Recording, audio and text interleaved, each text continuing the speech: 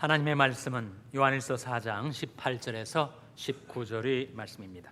사랑 안에 두려움이 없고 온전한 사랑이 두려움을 내어쫓나니 두려움에는 형벌이 있음이라. 두려워하는 자는 사랑 안에서 온전히 이루지 못하였느니라. 우리가 사랑함은 그가 먼저 우리를 사랑하셨음이라. 아멘. 할렐루야. 서로에게 평강의 복을 기원하는 마음으로 샬롬 인사 나누시기 바랍니다. 샬롬. 샬롬. 가을 붕의 3일째 마지막 6번째 집회 시간입니다. 이번 가을 붕을 위해서 특별히 우리 조회풀 찬양팀이 3일간 계속해서 찬양을 인도해 주셨고, 글로리아 찬양대는 정말 마지막 대미를 장식하는 하나님의 은혜에 대한 감사 찬송을 불러주셨습니다. 우리 조회풀 찬양팀과 글로리아 찬양대 박수 한번 보내주시기 바랍니다. 이번 봉에 오셔서 말씀을 증거해 주신 장경철 목사님, 정말 인생에 대한 깊은 통찰, 우리 자신을 돌아보게 하는 삶의 성찰, 성경 말씀에 형통한 날에는 기뻐하고 곤고한 날에는 생각하라, 함께 기쁨과 성찰의 시간을 갖게 해주셨던 장 목사님이 사실 목요일날 한국에서 오시자마자 집회에 돌입해서 정말 강행군을 하셔서 여기에 이르게 되셨습니다. 3일 동안에 정말 은혜롭고 또 우리로 하여금 깊은 생각을 하게 주는 그런 말씀을 증거해 주는 장경철 목사님, 마지막 시간 오늘 사랑의 성품이라는 제목으로 말씀을 증거해 주실 때 여러분의 큰 은혜가 임하게 되시기를 바랍니다. 장경철 목사님 나오실 때 큰 박수로 환영해 주시기 바랍니다. 감사합니다. 아이들 어렸을 때 어디 데리고 갔는데요. 셋째가 너무 짜증을 많이 내는 거예요. 그래서 저도 막 화가 날라 그러고 짜증 날라 그래서 둘째가 옆에 있길래 제가 하소연을 했어요. 지영아, 저 인간 저거 왜 저러냐? 왜 이렇게 말을 안 듣냐? 어떻게 하면 되냐? 때려주면 되냐? 얼러주면 되냐? 제가 그랬는데요. 우리 둘째가 저에게 한 말이 참 의외였어요. 크면 돼요 그러더라고요. 하나님의 계시적인 답변이었어요. 그래서 성장하면 되는구나 하는 생각이 들었는데요. 우리 이 시간에도 한 평의 땅을 시깁니다. 누가 그러더라고요. 온 세상 사람들을 다 사랑하는 것은 자신에게 어려운 일이 아니래요. 그래서 뭐가 그러면 문제입니까? 그랬더니 문제는 옆집에 있는 그놈이라는 거예요. 그래서 한 평의 땅을 사랑하자, 이거 좋은 것 같아요. 태양을 사랑하는 것도 잘하는 거지만 내 땅 안에 들어오는 햇빛과 빗방울을 환대하는 습관을 들이는 것이 참 좋은 것 같아요. 그래서 우리 왼쪽 오른쪽에 있는 분에게 환하게 웃으면서 제가 좋아하는 인사 한번 하겠습니다. 당신의 인격이 어떠하든지 끝까지 사랑하겠습니다. 인사하겠습니다. 당신의 인격이 어떠하든지 끝까지 사랑하겠습니다. 잘하셨습니다. 이 사랑이란 무엇일까 한번 좀 생각을 해보겠습니다. 어떤 분은 사랑은 환상의 자식이고 환멸의 부모다, 이렇게 냉소적으로 얘기하는 분도 있습니다. 사랑이 무엇인지 모르지만 우리가 공감할 수 있는 부분은 있어요. 그건 뭐냐? 사람에게 최고의 소원이 있다면 사랑받기 원하는 것이라는 사실이겠죠. 사람들이 왜 나만 좋아하지? 이런 것 고민하는 사람 우리가 본 적이 별로 없어요. 우리가 사랑받기 위하여 태어났어요. 다른 부분에서는 별 문제가 없어도 이 부분에 문제가 있으면 참 행복하기가 어렵습니다.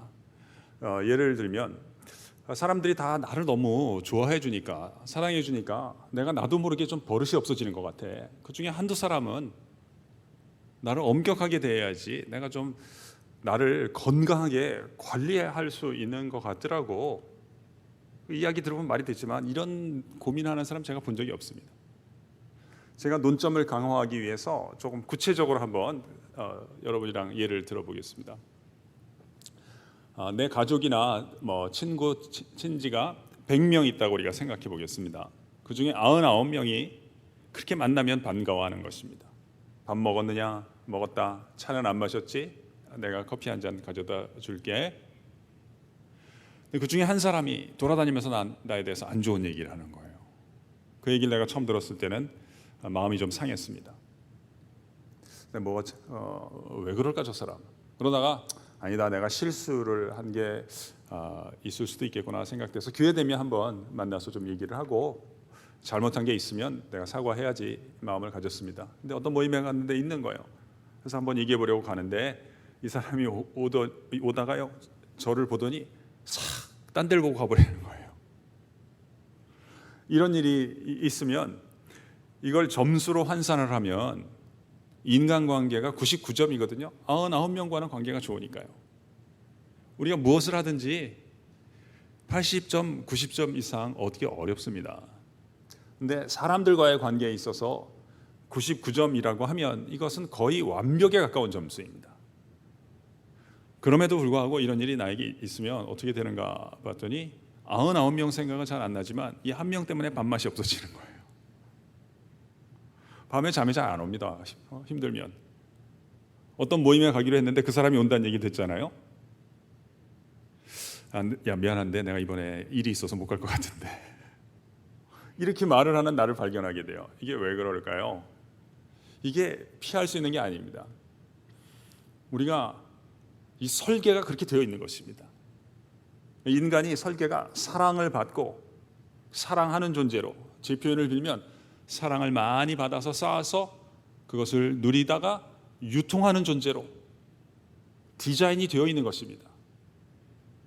그래서 이 부분에 문제가 있으면 결코 행복할 수 없도록, 사실 행복할 수 없도록이란 말은 이건 과소진술입니다.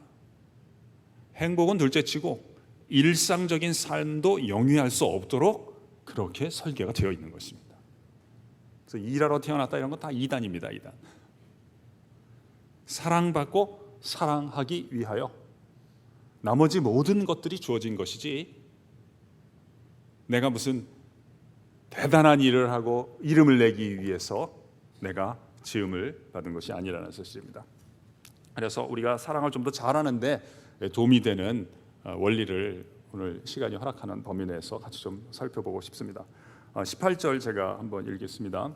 사랑 안에 두려움이 없고 온전한 사랑이 두려움을 내쫓나니 두려움에는 형벌이 있음이라.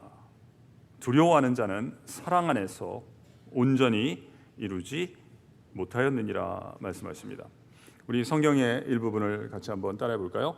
사랑 안에 두려움이 없고 온전한 사랑이 두려움을 내쫓나니. 네, 사랑 안에, 특별히 앞에도 형용사가 생략되어 있다고 봐도 되겠죠. 온전한 사랑 안에는 두려움이 없고 온전한 사랑이 있을 때 두려움을 내쫓고 이긴다 말씀해 주십니다. 이 온전한 뜻은 제가 다 알 수 없지만 적어도 이 뜻만은 포함되어 있는 것 같습니다. 어떤 뜻이냐? 보통 사랑 안에는 두려움이 있다는 것입니다. 온전한 사랑 안에 두려움이 없습니다. 이 말은 보통 온전함에 미치지 못하는 사랑 안에는 두려움과 걱정 있다는 것입니다. 불안이 있다는 것이죠. 어떤 자매가, 제가 농담 하나 하고 하겠습니다. 어떤 자매가 결혼하게 됐는데 좋으면서도 겁이 나는 거예요. 잘 될까? 특별히 또 이전의 가정의 경험을 갖고 우리가 결혼하게 되니까 여러 가지 좀 겁나는 게 있겠죠. 네, 이를 아끼는 자매를 아끼는 목사님이 이제 너무 걱정하지 말고 하나님을 신뢰하면서 결혼 생활 잘하기를 바라는 마음에서 신혼여행지에 가서 이 말씀을 좀 읽고 위로받을 수 있도록 전보를 쳐서 주었답니다.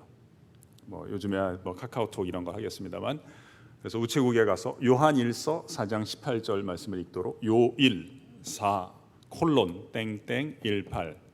그런데 창구의 아가씨가 이걸 옮겨 적다가 실수로 요1 대신에 일자를 빼놓고 요4:18 이렇게 적게 되었습니다.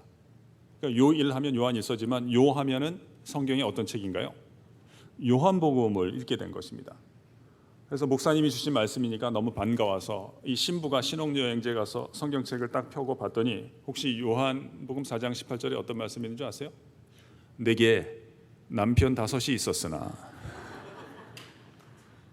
지금 있는 남편도 내 남편이 아니니 내 말이 참되도다. 3년쯤 전에 제 사무실에 있는 우리 직원이 결혼을 하게 되었어요. 저에게 주례를 해달라고 했어요. 제가 하였습니다. 그리고 신혼여행 다녀온 후에 조그만 선물이랑 카드를 써서 주었습니다. 근데 제가 읽어봤는데 카드 내용이 참 좋더라고요. 그래서 제가 혹시 내가 이거 바깥에 내가 간혹 강의를 할 때가 있는데 이거 좀 이렇게 써도 되겠는가 그랬더니 쓰셔도 된다 그래서 가끔 읽을 때가 있는데요. 제가 한번 읽어보겠습니다. 부모님의 관계가 그렇게 평화롭지 않았던 유년 시절을 지내오며 사실 저는 25살 전까지는 하나님이 행복한 가정을 저의 인생에 허락하지 않을 수도 있겠다라는 바보 같은 생각을 갖고 있었습니다. 그래서 그런지 그 흔한 이상형의 조건 하나도 갖고 있지를 않았습니다. 그런 제가 사랑하는 이를 만나고 결혼을 꿈꾸고 계획하고 또 마침내 한 가정을 이룬 것은 정말 참 저에게는 꿈 같은 일입니다. 결혼을 생각하던 즈음에 제게는 설렘보다는 두려움이 컸습니다. 바람직한 결혼 생활은 무엇일까? 책도 찾아보고 여러 결혼 선배들의 이야기도 들으며 많이 상상하고 고민을 하였습니다. 그 당시 제가 결혼을 결심할 수 있도록 가장 큰 힘이 되어준 분이 바로 두 분이었습니다. 짧은 시간이지만 두 분을 옆에서 모시면서 꿈꾸었습니다. 두 사람의 삶이 각각 고유한 색깔을 띠고 있지만 조금씩 자연스레 서로의 색으로 물들어가는 것이 나와 내 남자친구의 먼 미래 모습이 되었으면 좋겠다라고. 그 다음 문장 한번 들어보세요. 이제 대단한 문장이 나옵니다. 진정한 사랑이 언제 나의 깊은 신뢰를 배신할지 모르는 두려움의 대상이 아니라 오늘 하루 상대방 안에 계신 하나님을 더욱 사랑하겠다는 믿음의 고백들과 저 사람이 유자차가 먹고 싶다면 기꺼이 내가 커피를 기쁘게 선택하여 먹는 작은 실천들의 반복된 결과물이라면 너무 해보고 싶었습니다. 사랑이 무엇인지 더 알고 싶어졌고 그 시간들이 삶의 그 어떤 것들보다 가치로운 일이라는 생각이 들었습니다. 아름다운 부부의 삶을 보여주셨고 제게 결혼 생활을 해보고자 하는 용기와 설렘을 갖도록 도와주셨어요. 그런 교수님이 해주신 주의 말씀이라 평생 잊지 못할 것 같습니다. 중간에 있는 문장을 제가 한 번 더 읽어보겠습니다. 진정한 사랑이 언제 나의 깊은 신뢰를 배신할지 모르는 두려움의 대상이 아니라 오늘 하루 상대방 안에 계신 하나님을 더 사랑하겠다는 믿음의 고백들과 아주 작은 실천들의 반복적인 결과물이라면 저도 한번 사랑을 해보고 싶었고 사랑을 배우고 싶었습니다. 사랑이 무엇인지 이론적인 얘기보다는 우리가 사랑의 성품을 기르고 사랑의 습관 이런 것들을 우리 안에 구비하는데 도움이 되는 몇 가지 접근 한 서너 가지 시간이 되는 더 간결하게 좀 말씀드리고 싶습니다. 첫 번째, 이제 사랑을 잘하기 위해서 또는 사랑의 아름다움을 내가 옮기기 위해서 꼭 추천하고 싶은 것은 이 가까운 사람에 대해서 내가 잘못된 접근을 하지 않도록 늘 나를 연단하는 것을 우리가 노력해야 되겠습니다. 잘못된 접근이란 뭐냐? 이 부부간에건 부모님 자녀간에건 가까운 친구들 간에 다 공통적으로 적용된다고 보는데요. 상대방이 잘못한 것이 있을 때 내가 그것을 지적을 해서 고쳐주겠다고 하는 방식으로 변화를 시도하는 것은 그렇게 바람직하지 않습니다. 다시 한번 말씀드리겠습니다. 잘못된 접근이란 뭐냐? 상대방이 혹시 잘못한 것이 있을 때 이때 이 상대방은 이제 가까운 사람들이 1차적이고요. 또 2차적으로 나 자신도 포함해서 이해를 해주시면 좋겠습니다. 상대방이 잘못한 것이 있을 때 그 잘못한 것을 내가 지적을 해서 내가 고쳐주겠다고 하는 방식으로 변화를 시도하면 오히려 뭐 성공도 할 수 있고 때로 실패할 수 있겠습니다만 관계가 끝날 가능성이 높기 때문에 잘못된 접근이라고 봐야 되겠습니다. 예를 들면 제가 우리 애한테 야야 너 그거 하지 말아라 하고 뭐라고 얘기를 했더니 우리 애가 저보고 아빠가 야단 쳐주니까 다 매우 도움이 되네, 다음에도 또 부탁해, 이렇게 반응이 나오기보다는 숟가락 젓가락 내려놓고 자기 방에 들어갈 때가 있습니다. 또 다음 기회가 왔을 때 야 너 그렇게 하지 말아라 들어가려 그러길래 제가 안 쳐다가 야 너무 기분 나쁘게 생각하지 말거라, 내가 네 애비인데 너가 잘못되라 그러겠냐, 그렇게 이야기를 하면서 우리 애가 좀 바뀌면 좋을 텐데 이렇게 생각할 수가 있는데, 이걸 이제 제가 옛날에는 수선 개념을 갖고 접근했습니다. 저도 그렇고 우리 애도 그렇고 좀 성격을 고쳐야 되는데 수선 리페어 개념을 갖고 접근했는데 이제는 정신병이라는 것을 인정하게 되었습니다. 정신병이라고 하는 건 뭐냐면 정신 기능에 손상이 있다는 것입니다. 특별히 측정 기능에 손상이 있다는 것이죠. 여러분 혹시 두 사람이 옆에서 이렇게 다툴 때 옆에서 지켜보신 경험이 혹시 있으신가요? 그런 경험 없으시고 참여한 경험밖에 없으신가요?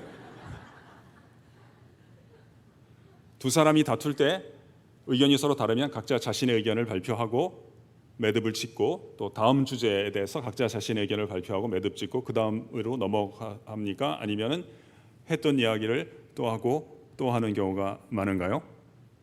후자인 경우가 많죠. 한번 저도 그런 경험이 있습니다. 저랑 포함해서 3명이 이야기를 했는데 이 2명이 조금 언쟁이 되었습니다. 말다툼이 되었습니다. 제가 두 사람을 다 아니까 어느 한 편을 들기가 좀 어려웠습니다. 근데 이 두 분이 저는 빼놓고 막 자기들만 얘기를 하는 거예요. 그래서 제가 너무 심심해가지고 속으로 장난을 했습니다. 이 사람이 같은 얘기를 몇 번이나 하는가 제가 한번 헤아려 봤습니다. 왜냐하면 그 자리에 제정신인 사람은 저밖에 없는 것 같더라고요. 내가 같은 얘기를 하는데 좀 많이 하더라고요. 7번 같은 얘기 하는 거야. 헤아리는데 좀 힘들었습니다. 근데 7번 같은 얘기 한 후에 이분이 더 충격적인 말을 했습니다. 뭐라고 얘기하냐면 너 내 얘기를 다시 한번 들어보라는 거예요. 네가 지금 내 말귀를 못 알아듣고 있대요. 완전히 제가 돌겠더라고요. 근데 이분이 나쁜 분이 아닙니다. 지금 잠시 측정 기능이 손상된 것입니다. 어떤 어머니는 딸아이가 자기 얘기를 안 듣는다는 거예요. 근데 몇 번 말씀하시는지 모르는 거예요. 이 원리를 이해하신 것으로 제가 생각해서 이걸 좀 적용할 수 있는 걸 한번 보겠습니다. 제 집에서 있었던 일 하나 말씀드릴게요. 옛날에 아이들이 이제 같이 시험 기간이 겹칠 때가 있었습니다. 각각 다 방을 쓸 만한 상황이 아니었기 때문에 어떤 경우는 마루에 상을 펴놓고 공부할 때가 있었습니다. 근데 제가 아침에 일어나 보니까 둘째가 이 상한 교통에서 영어를 뭐 틀어놓고 이렇게 받아 적고 이런 일을 하고 있었습니다. 조금 후에 첫째 아이가 나와서 그 옆에서 수학 문제를 풀더군요. 근데 문제 풀다가 조금 이제 소리가 시끄러우니까 동생한테 부탁하더라고요. 야 시끄러우니까 너는 저 방에 들어가서 해라. 그랬더니 둘째가 그래 내가 들어갈게 이렇게 나오면 좋은데 그렇게 얘기 안 하고 늦게 온 사람이 들어가야 되는 거 아니냐, 언니가 들어가라 그러더라고요. 그러니까 또 첫째가 그러냐 그러면 내가 들어갈게 이렇게 나오면 좋은데 야 내가 어젯밤에는 늦게까지 이 자리에 있었다, 네가 아침에 새치기를 한 거라고 봐야 된다, 네가 들어가라 그러더라고요. 그러면서 막 둘이 그냥 계속 티격태격 얘기를 하는데요, 제가 옆에 있다가 저도 막 짜증이 조금씩 나는 거예요. 제가 얘네들을 안 때린 지 오래됐거든요. 니네 오래간만에 한번 맞아보려고 하냐, 좀 양보해라. 그러니까 뭐 제 말은 신경도 안 쓰는 거예요. 그래서 제가 둘째한테 지영아 네가 좀 양보를 해라 그랬더니 얘가 양보를 하긴 하는데 좀 과격하게 하는 거예요. 책으로 제 앞에서 상을 콱 치더니 문을 콱 닫고 들어가는 거예요. 그래서 제가 다행이다, 문제가 해결이 됐구나 생각을 했습니다. 물론 이제 제가 이게 바뀐 거죠. 옛날에는 그렇지 않았는데 제가 정신병에서 많이 치료가 됐습니다. 현재도 계속 치료가 진행되긴 한데요. 제가 치료 받기 전에는 쫓아 들어가서 막 뭐라 그랬죠. 그랬더니 우리 애가 저한테 막 야단 맞고 저는 참 제가 여러분에게 좀 저의 허물을 고백을 하면, 저는 아는 것도 비교적 많은 편인데요, 저는 왜 저에 관한 것들은 뒤늦게 알게 될까요? 제가 아는 거는요 99%다 곧바로 아는 건 다 남 얘기더라고요. 저 자신에 관한 거는 항상 시간이 지난 다음에, 사건이 터진 다음에 알게 되는 거예요. 그때는 제가 쫓아 들어가가지고 막 뭐라고 야단쳤어요. 그랬더니 제 아이가 저한테 야단 맞고 난 다음에 일주일 동안 말을 한마디도 안 하는 거예요. 그때는 몰랐어요. 뒤늦게 알게 됐죠. 내가 무슨 짓을 했는지, 내가 나쁜 놈을 더 나쁘게 만들었구나 이런 것을 알게 된 거예요. 그래서 그런 것을 알고 난 다음에 제가 이제 야단을 치지 않고, 물론 아이가 잘한 건 아니지만 반응이 안 좋을 때는 제가 일단 문제 삼지 않고 일단 물러서는 법을 배우게 된 것입니다.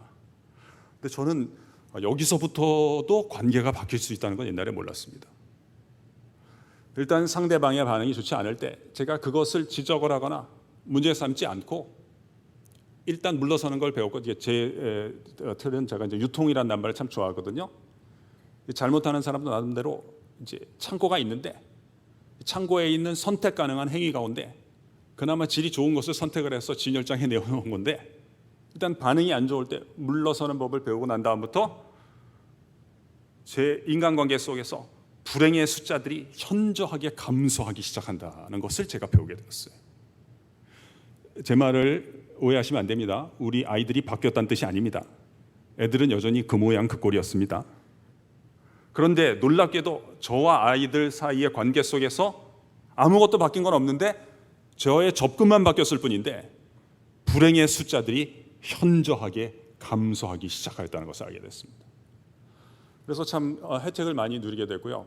제가 그때 적어둔 문장은 이런 문장입니다. 나는 앞으로 참 좋은 원리를 하나 배운 것 같다.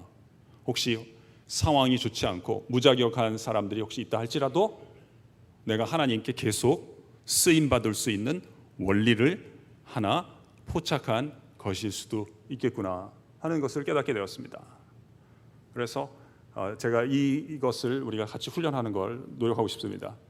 악화시키지만 않아도 대단히 잘하는 것이다 하는 이 훈련을 하고 싶습니다.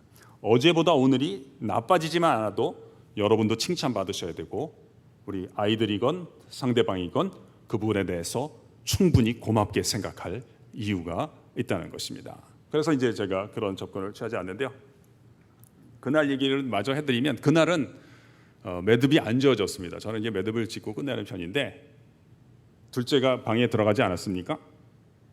녹음기의 볼륨을 최대로 켜놓고 하는 겁니다. 제가 이해는 되는 거예요. 왜냐하면 아빠가 언니 보고 얘기했었어도 되는데 자기 보고 얘기한 게 좀 기분 나쁜 거죠. 그래서 저는 그냥 가만히 있는데 첫째가 저보고 뭐라 그러는 거예요. 아빠 시끄럽지 않냐는 거예요. 빨리 아빠가 들어가서 해결하고 나오라는 거예요. 이 인간이 저를 치료받기 이전의 상태로 되돌리려고 하지 않아요. 그래서 제가 걔보고 뭐라 그랬습니다. 야, 너 네가 살살 얘기했으면 제가 저렇게 됐겠냐. 너 이번에만 크게 듣고 끝낼래? 아니면 앞으로도 계속 크게 들을래? 1초만 지나도 과거인 거다. 지금은 그 다음의 것들을 결정을 해야 되는 시간 아니냐. 너 속담 모르냐. 뭐가 속담이냐. 그래서 지렁이도 밟으면 꿈틀하는 거다. 게다가 우리 둘째 아이의 이름이 또 지영이거든요. 제가 또 농담을 좋아하잖아요. 그래서 제가 농담 한마디 더 했습니다. 너 이번에 막 나온 속담인데 혹시 아냐? 뭐냐 그래서 지영이도 밟으면 볼륨을 높인다는 거다. 우리들이 막 웃었더니 조금 있다 조용해지더라고요. 제가 여러분들 뵈니까 참 여러분들이 이렇게 잘 들어주시고 이렇게 주목해 주시는, 제가 이렇게 자세, 품격 있게 들으시는 걸 뵈니까요. 제 추정인데 하나님께서 여러분에게 앞으로 더 큰 규모의 관계와 사업을 맡겨주실 가능성이 높다고 보거든요. 그런 분들은 유머 감각을 좀 길러두는 걸 제가 추천해드리고 싶어요. 그러니까 유머라고 하는 거 아시죠? 그러니까 조크랑 유머가 조금 차이가 있잖아요. 유머는 우리가 해결할 수 없는 문제들에 대해서 함께 웃음으로써 문제를 해소시키는 그런 행위인데요.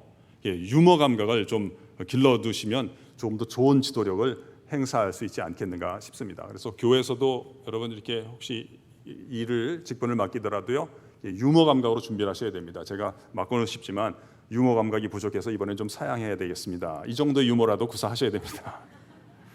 두 번째, 첫 번째는 잘못된 접근하는 것이 바람직하지 않다.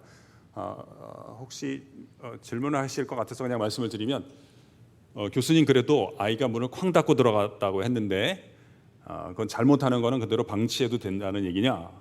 뭐 질문하셨다고 생각하고, 저는 방치하자는 주장은 아니고 잘못에 대해서는 고사 작전이 바람직한 것 같다는 것입니다. 한번 저를 따라해 보시겠습니까? 말려 죽이자.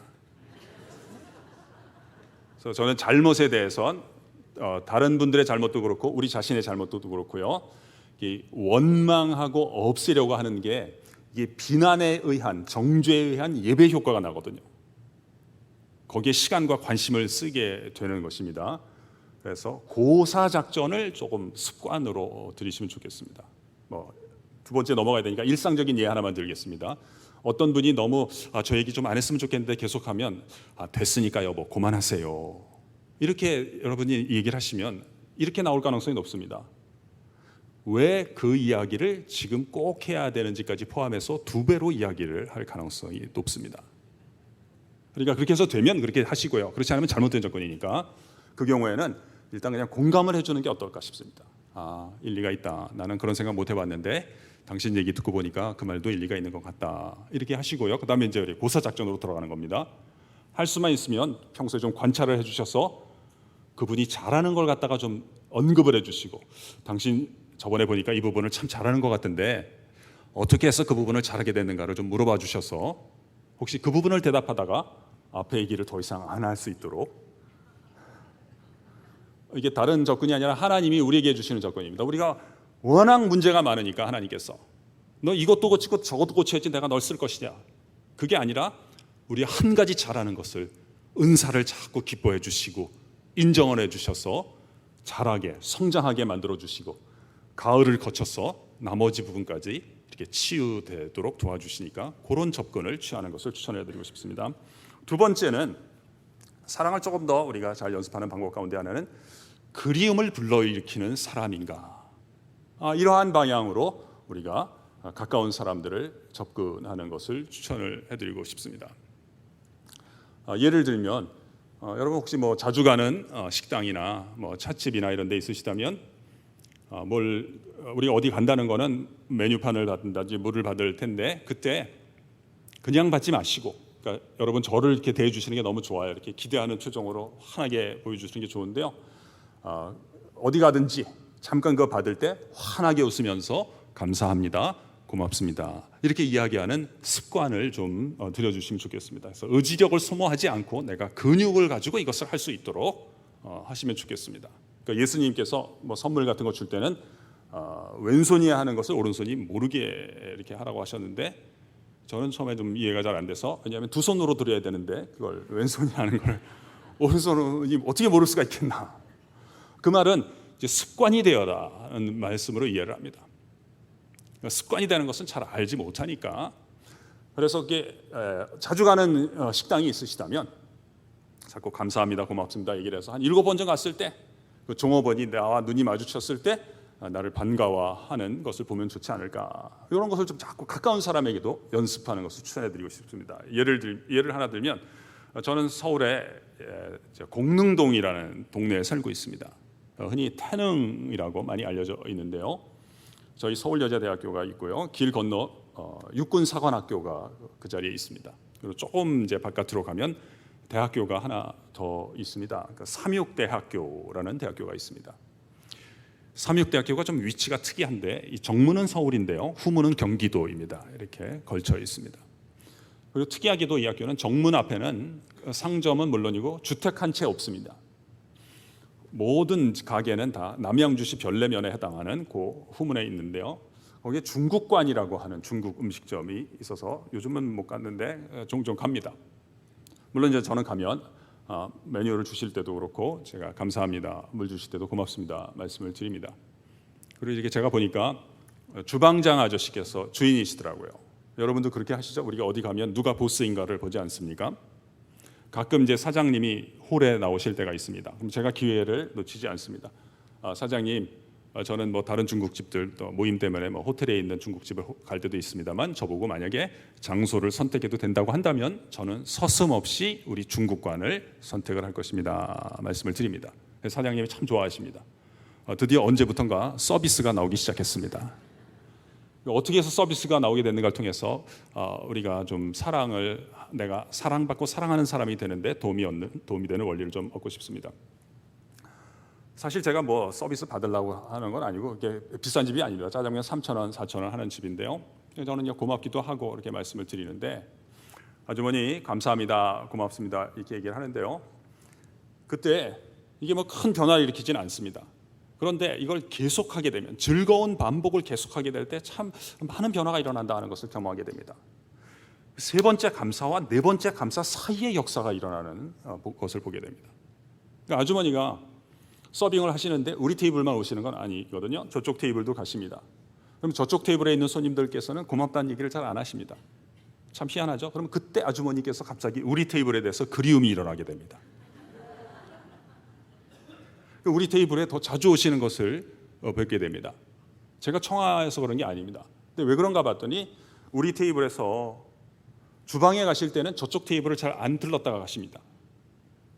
반면에 저쪽 테이블에서 주방 가실 때는 우리 테이블을 거쳐서 가시는 경우가 많습니다. 간혹 지나가면서 물으십니다. 뭐 좀 더 갖다 드릴 거 없을까요? 그때 이제 제가 이렇게 말씀드립니다. 아주머니 이 반찬이 참 맛이 있습니다. 더 이상 우리가 얘기 안 하는 것도 괜찮겠더라고요. 제가 보니까 한 마디면 충분할 때 두 마디를 건네지 않는 것도 도움이 되더라고요. 아주머니가 잠깐만 기다리세요 하고 주방에 가서 새로 한 반찬 따뜻한 거를 이제 갖다 주시는 경우가 있습니다. 여러분 아시지 않습니까? 우리는 그런 능력이 없지만 이 아주머니는 주방에 있는 것을 더 갖고 올 능력이 있지 않습니까? 이게 왜 그런가 봤더니 이 사람이 참 그렇게 설계가 되어 있기 때문에 환대를 받을 때가 있습니다. 우리가 2부 예배 때 은혜라는 표현을 썼습니다만 학생들이 이제 은혜라는 말을 잘 이해를 못해서 저는 환대라는 표현을 쓰기도 합니다.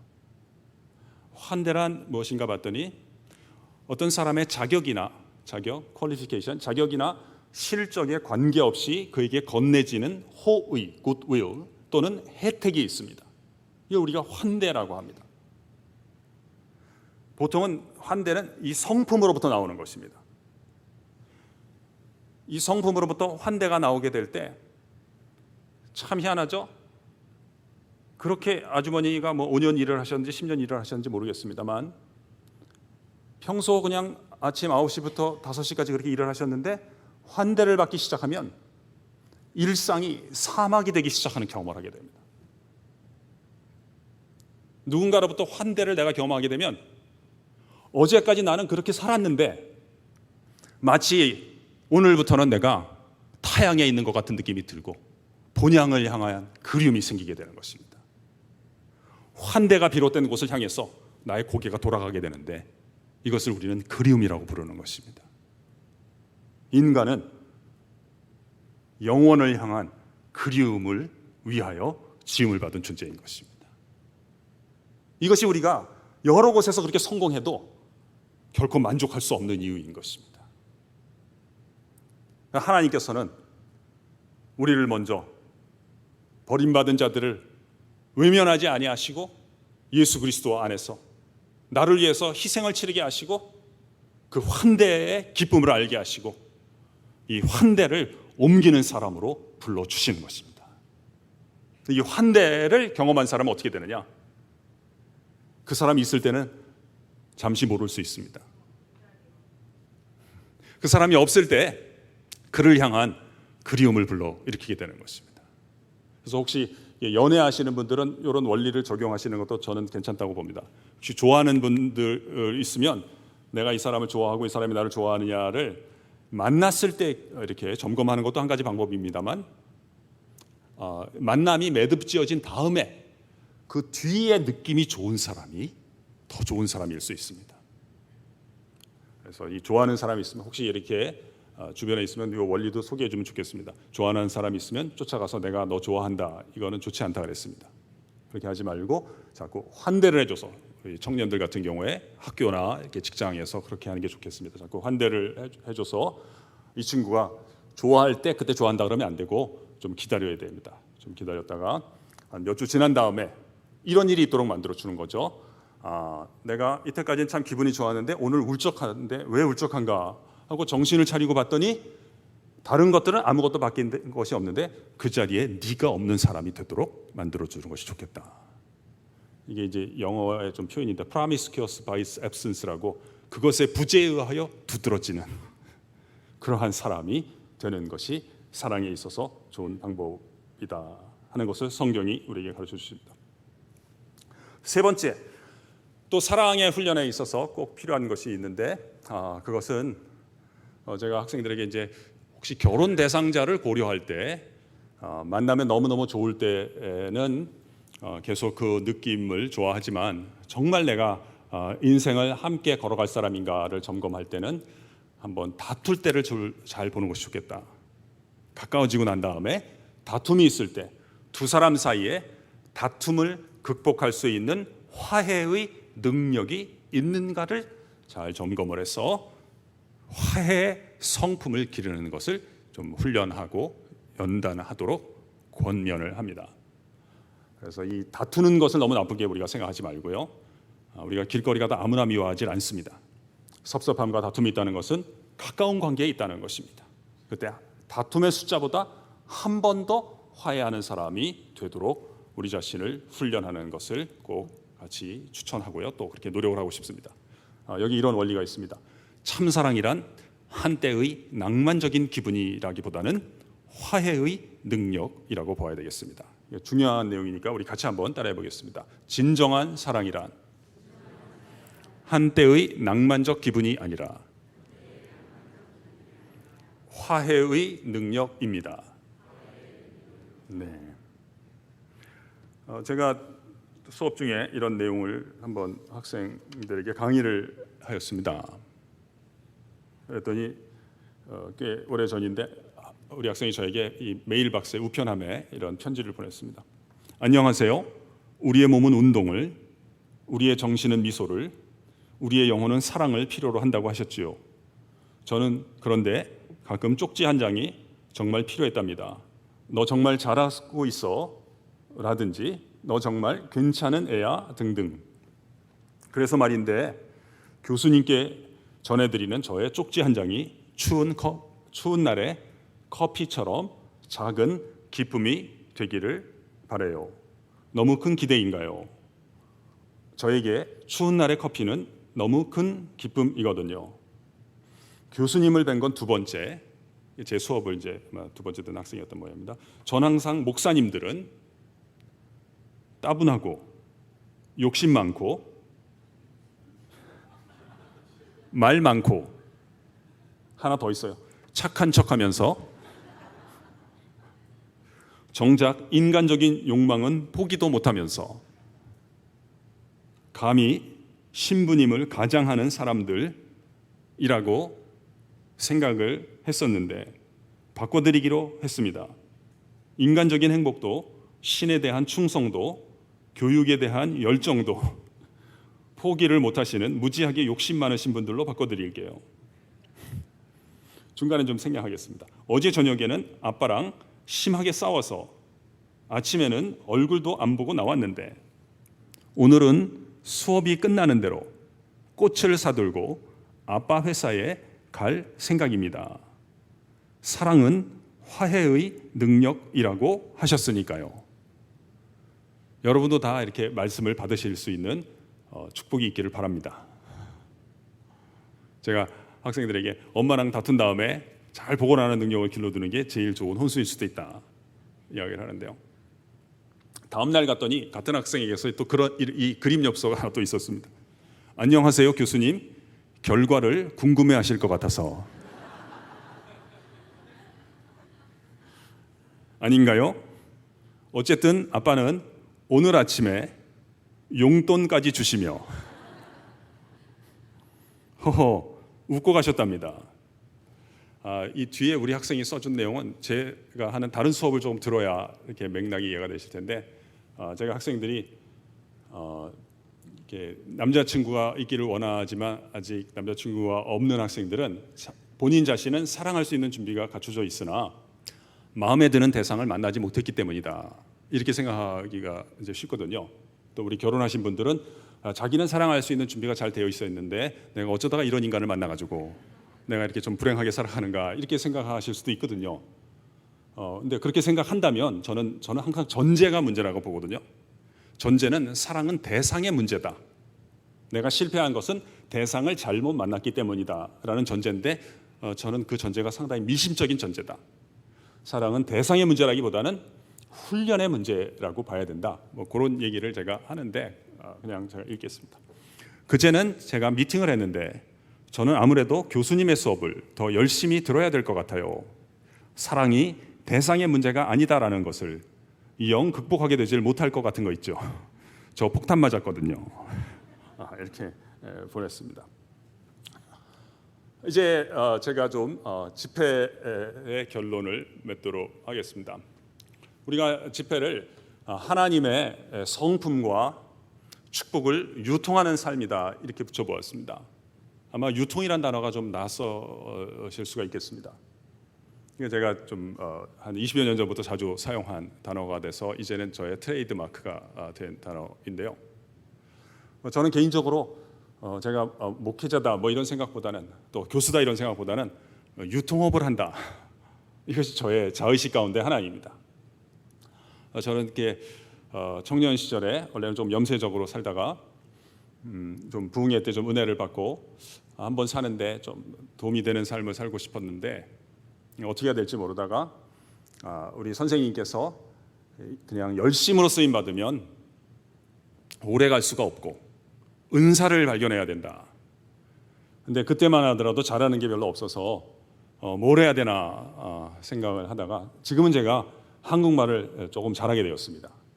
근데 그때까지는 다른 사람 앞에 나와서 발표를 많이 하지 않아서 이렇게 그런 게 좀 낯설고 어려웠습니다.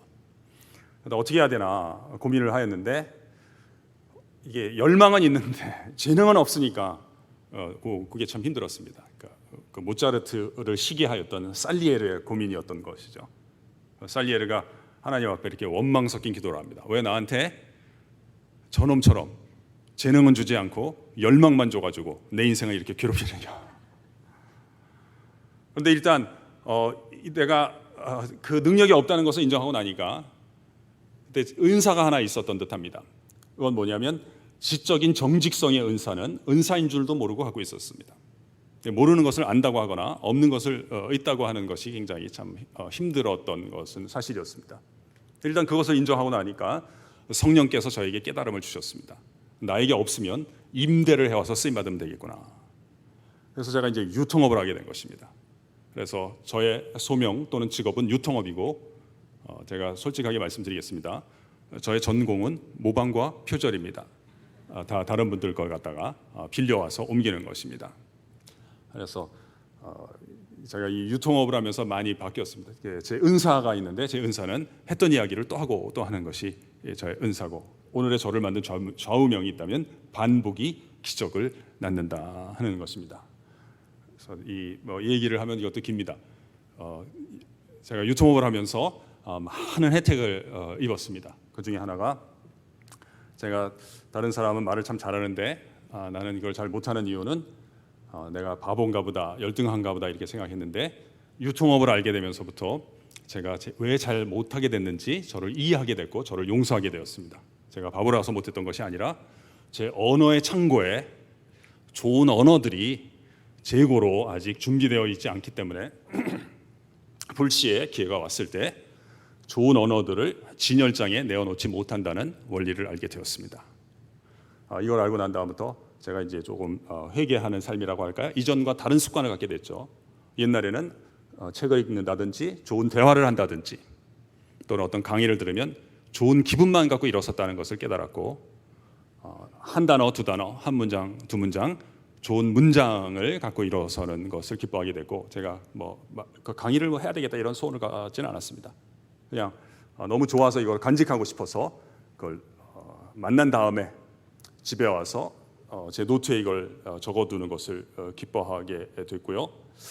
이 창고가 바뀌게 되면 결국은 시간이 지나고 난 다음에 진열장이 바뀌게 된다 하는 원리를 알게 되었습니다. 그래서 제가 첫날부터 우리는 칭찬에 인색한 것이 아니라 칭찬에 어색하다고 하는 원리가 여기서 나왔고요. 저도 제가 그렇게 도움을 받았듯이 제가 누군가를 돕기 위해서는 상대방의 진열장을 내가 바꾸라고 요구하는 사람이 되는 것이 아니라 상대방의 창고에 작은 것 하나라도 공급하는 사람이 되도록 노력하고 싶고 그런 일들을 하고 싶었습니다. 그래서 우리 2박 3일 동안 함께 시간을 가졌는데 우리 하나님께서는 충분히 기다려 주시니까 진열장을 바꾸는 거 이전에 하나님의 겸손의 성품, 은혜의 성품, 사랑의 성품 가운데 우리가 더 많이 노출이 되고 안 만나신 분들은 만나실 수 있으면 좋겠고요. 만났는데 아직까지 좀 뜸하게 만나시는 분들은 내가 내 과거나 환경을 만나는 것보다 더 자주 하나님을 만나서 하나님께서 내게 공급해 주시는 것을 창고에 차곡차곡 채울 수 있으면 좋겠고 또 하나님이 허락하시는 때 이것을 또 진열장에 내놓는 것을 통해서 다른 이들에게도 도움이 되었으면 좋겠습니다. 그래서 제가 마지막으로 시 하나 외우고 매듭을 짓고 싶습니다. 제가 좋아하는 시인데요. 제목은 하나님의 사랑으로 사랑합니다 라는 시입니다. 내가 나의 사랑으로 나를 사랑했을 때 참 많이 노력을 해야 했습니다. 더 나은 내가 되기 위하여. 내가 나의 사랑으로 나의 남편을 사랑했을 때 참 많이 울어야 했습니다. 남편을 나의 사람으로 만들기 위하여. 내가 나의 사랑으로 나의 아이들을 사랑했을 때 참 많이 화를 내야 했습니다. 아이들을 잘 키워야 한다는 나의 욕심 때문에. 내가 나의 사랑으로 나의 친구를 사랑했을 때 참 많이 참아야 했습니다. 그 친구를 사랑해야 한다는 윤리 때문에. 이제는 하나님의 사랑으로 사랑합니다. 더 큰 사랑으로 사랑을 하니 사랑하는 일이 쉬워졌습니다. 사랑하는 일이 기쁨이 됩니다. 사랑하는 일이 감사가 됩니다. 제가 좋아하는 내용인데요. 아마 이렇게 하나님의 사랑으로 이렇게 창고를, 제 표현을 빌면 창고를 채우는 그런 과정의 아름다움을 묘사한 시가 아닌가 합니다. 또 내용을 보니까 여자분이 쓴 시 같습니다. 어떤 속썩이는 남편을 둔 여자분이 신앙의 깨달음을 얻고 쓰지 않았나 하는 생각이 드는데 솔직하게 고백하면 제 아내가 쓴 시입니다. 여러분 2박 3일 동안 이렇게 환대해 주시고 함께 말씀 가운데 거할 수 있어서 너무너무 행복했습니다. 뭐 필요한 얘기일 것 같아서 이 얘기로 마치겠습니다. 어떤 사람이 설교를 조금 한다 그래서 목회를 잘할 것이라고 생각하는 것은 성급한 추정이라고 합니다. 가서 확인을 해봐야 된답니다.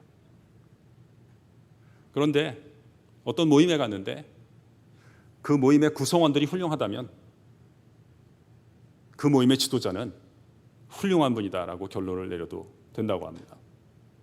제가 여러분들 이렇게 가까이 뵈면서 우리 김준식 목사님이 어떠한 목자인지를 발견할 수 있어서 너무 기쁘고 행복했습니다. 기도하겠습니다.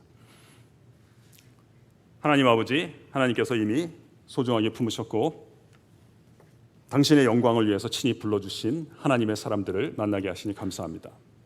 하나님의 사랑으로서 내가 나를 더 이상 미워하지 않고 건강하게 사랑할 수 있도록 도와주시고 내게 맡겨주신 자녀나 배우자나 우리 동료들을 나의 사랑이 아니라 십자가 안에서 계시된 주님의 사랑으로서 사랑하다가 언젠가는 우리의 뼛속까지 하나님의 성품의 빛깔로 물들 수 있는 은혜의 기적, 사랑의 기적을 허락하여 주옵소서. 우리가 이전에 하지 못했던 사랑을 하게 되면 그가 먼저 우리를 사랑하셨습니다. 이 말씀의 증인들이 되게 하여 주옵소서. 이 집회를 위해서 사랑과 믿음으로 수고한 분들 주님 특별히 기억하여 주시고 주의 장중에 붙들려서 쓰임받는 가정과 가문이 우리 교회에서 많이 일어나게 하여 주옵소서. 우리 김준식 목사님 말씀과 성령으로 더 품어주셔서 목사님을 통해서 우리 장로님, 권사님, 집사님, 우리 교우들 한 분 한 분 더 큰 은혜와 축복을 받게 하시고 혹시 이전에 잘못된 만남으로 인해서 상처받은 분들이 새로운 만남으로 인해서 회복되며 만남으로 받은 상처를 만남으로 치유하는 가운데 주께 쓰임받는 복된 삶의 여정이 우리 교회를 통해서 많이 일어나고 또 인근에 그렇게 소문날 수 있도록 주 성령께서 이끌어 주옵소서. 예수님의 이름으로 기도합니다. 아멘.